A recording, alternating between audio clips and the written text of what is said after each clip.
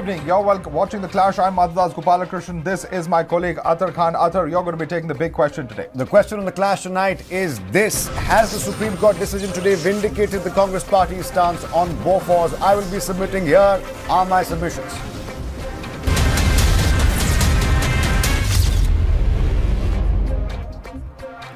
The short answer, yes. The long answer, yes. The Supreme Court has vindicated the Congress Party's long-held stance on Bofors, that it was, the allegation at least, were deep-rooted in a witch hunt. Every time the case comes to court and somebody tries to pin somebody who is with the Congress or was with the Congress, the courts give them completely nothing. It's always come back in the negative, and that has been maintained today. The CJI today has cited inordinate delay in dismissing the petition. If the delay by UPA charge had stuck or had any semblance of truth in it, the court would have never thrown it out, no matter how delayed that petition was. My last point tonight, Bofors is and has been a dead horse politically and otherwise for a very long time. A desperate BJP is trying to pressurize the CBI and hence try and gain political mileage from it. The real reason, they want to divert from the actual act of crony capitalism, allegedly, as the Congress Party says, that is Rafale. Any decision that may be not like the Bharatiya Janata Party, who conveniently questions the decisions of the Supreme Court according to whether it's suitable to their whole agenda or not. Government not at all considered to prove any kind of corruption charges, allegations against previous governments. Rather than they themselves, this government is poured in corruption charges like Rafale deal.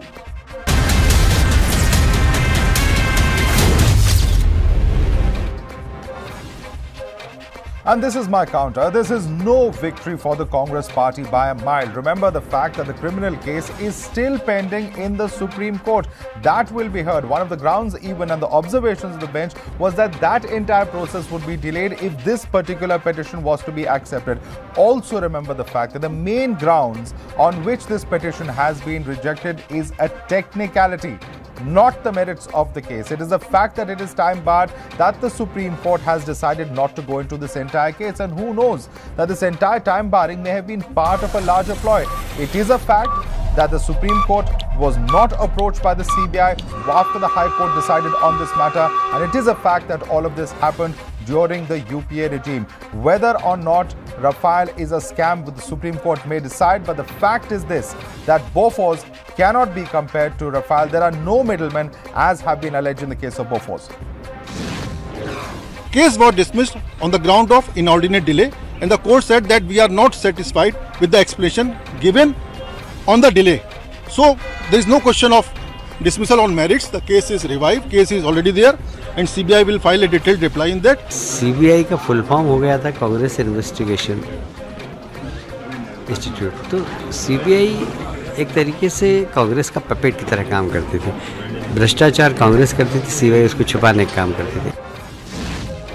And on The Clash tonight, Amit Malviya and Charu Pragya. On that side, to my left, Tasin Poonawalla. To my right is Ashutosh Mishra. Thank you all for being here. Let me start off with Amit Malviya, if I could. In 2018, many people believe, Amit, that Bofors is a dead political horse. You want to flog it because you want to divert attention from Rafale and the noise Rahul Gandhi is making about Rafale.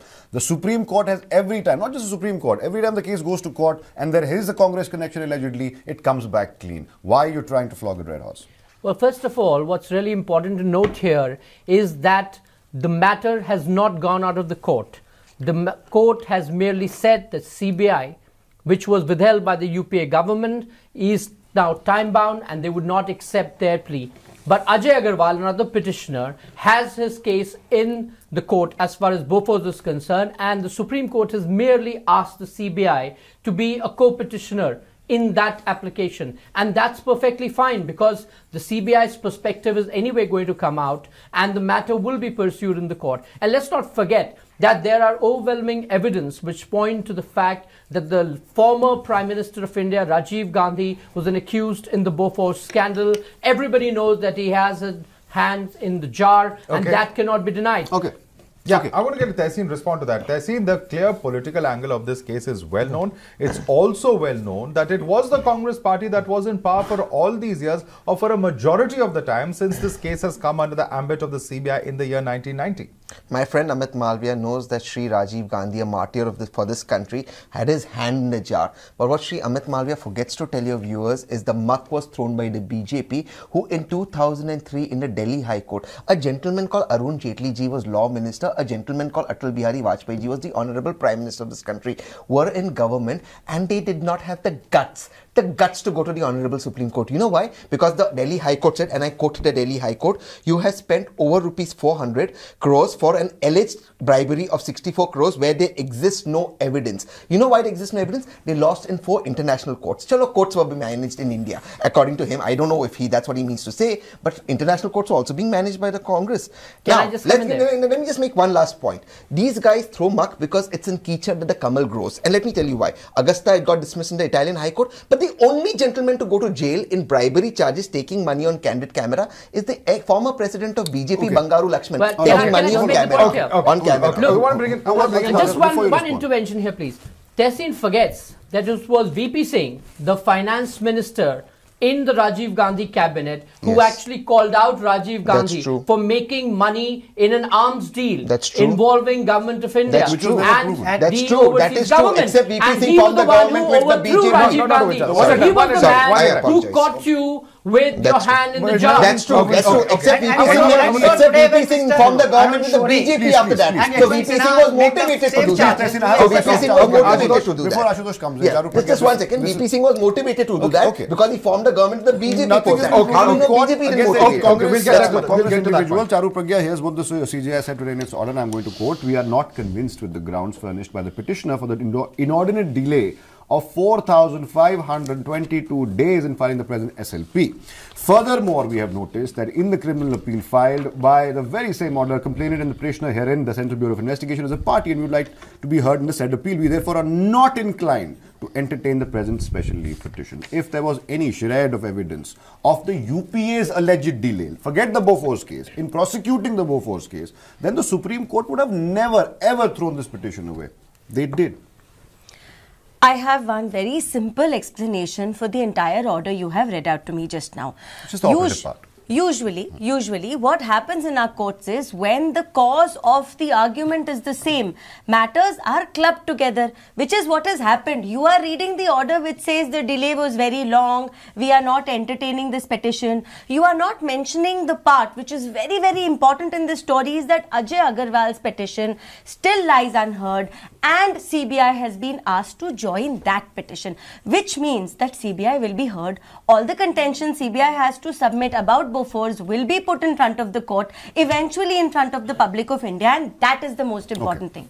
All right. So, Ashutosh, you want to respond to that? Because there is no relief for the Congress here. The matter is going to be heard. It's very much in court. It's going to be heard. Yeah. So what Charu has just told us that all that we saw today was a political drama. And as you were saying that there were no middlemen involved in Rafale deal. So that is what is ease of business and doing in India has become.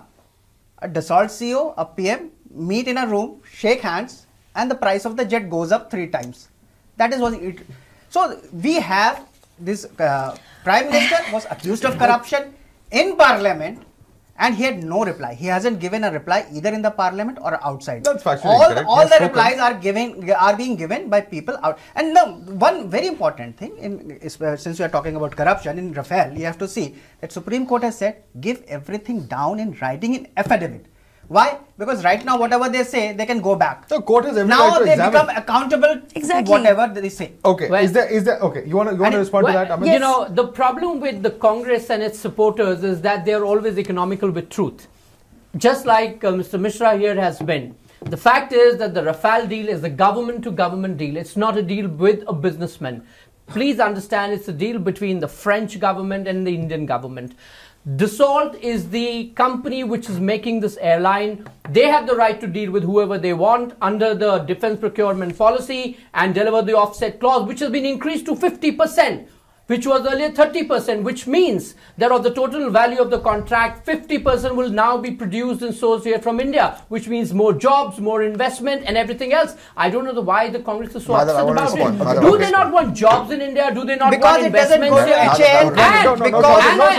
And I quite understand that the Congress is so used to having a Kotroki mama in between every arms deal that you can't imagine a deal without a middleman. I'll get to that. I have one very small quick point to add.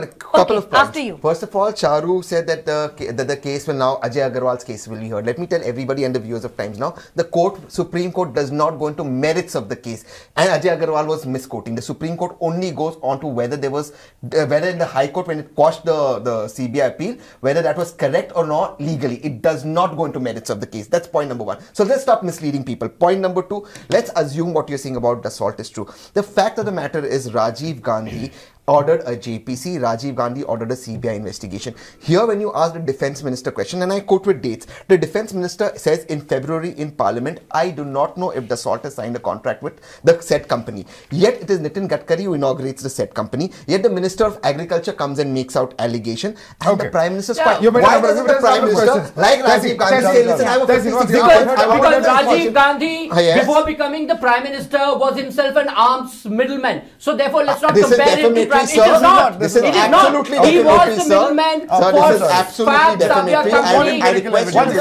I am saying it as a matter of fact. I am saying this as a matter of fact. Your president is very well known. It is very well known. I want to make a point here. Some people who cannot defend themselves.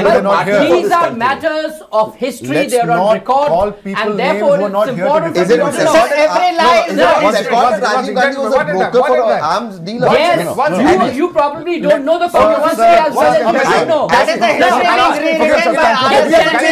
Amit, you have to stop. You have to stop. Let's not slander people who can't defend themselves. One second, please. It is true. Let me go back to the Rafale Bofors comparison. I'm getting to that. You are talking about middlemen and trails. First of all, there are no trails because there are no middlemen. There has been no hanky-panky here, so why would there be a trail?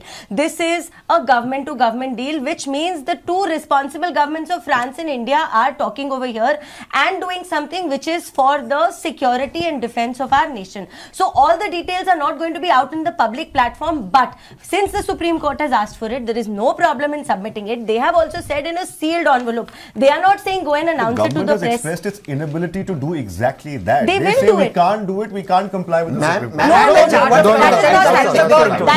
not happening. Another thing, another quick point I'm trying to make is another quick point I'm trying to make. I'm not going to take that because it's been said several times from the floor of the House. There is official correspondence from the Government of India saying that the price negotiated by the NDA for the Bear aircraft was 9% lower than that of UPA, and the final aircraft price was 20% lower. There are numbers that have been put out. It's been said on the floor of the House. If the Congress refuses to acknowledge the information that's out in the public domain, that cannot be the subject matter of debate. So the Supreme Court has asked if the Supreme Court has asked for it, obviously the government will provide. And the Supreme Court has also said that they are not going to get into how the process was arrived at. All they want is the price without details, as the Congress is seeking of the embellishments that are going to be. I was going to finish my point. I was cut short. I'm finishing my point. I'm coming back to the offset now. Now you have to also understand that offsets were not given completely to HAL because they did not have the land required to fulfill the offset commitments, which Reliance had. Another very important point is Reliance has got only 3% of the entire offset. 3%. You're going on and on about 3%. What happens to the remaining 97%? Okay. Now 3 quick points. First, she said that there's no link found, money trail found. 284 crores were just found this morning. Point number one. Point number two, 284 crores adds up to what he said. 526 was a tender that UP opened. 670 was the figure they gave in Parliament. 1670 is what Dassault said is they are selling it to. This was Dassault's paper to its shareholders. Do you add a 5% of that? That comes to 284 crores. That has been traced down. Third, you said Reliance did not, HAL did not have land. Ma'am, HAL has land all across country. Reliance did not have land. Reliance is the only of the 7 to offset asset partners company to get a license without having land in a record time of 10 days. Ease of doing business, no other company's got it. Well, you know, again, misrepresenting facts completely. I said very clearly that 1600 crores is the price for the fully loaded aircraft, 670s for the Bear. He wants to compare 670, which is apples, to 1600, which is oranges. But I understand, since the Congress is now thinking at the level of Rahul Gandhi, this is the best they can come up with. As far as Dassault and Reliance relationship is concerned, I am not the spokesperson for either of them, and therefore I will leave it for them to decide. But as far as the government of India is concerned, and as far as the defense procurement policy is concerned, it is very clear that Dassault has the right to decide who it will deliver the offset with. Okay. And as far as the details are concerned, DRDO is the largest beneficiary of the offset that might likely roll out.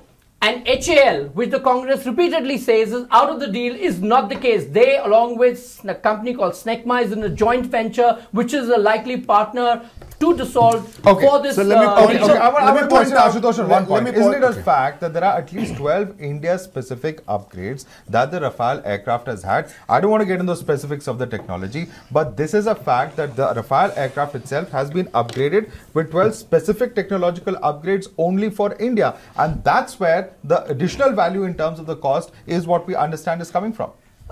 That is fine. That could have been explained in then there's no scam. The scam here. There's no scam there. I'll tell you. Go ahead. So the scam here is, as Mr. Malviya was saying, he doesn't speak for Dassault. Reliance also has JVs with Thales, and there are two other companies, MBDO and all. And most of the offset other contracts that will be given through the joint venture in which Reliance holds is a partner. So that is one thing.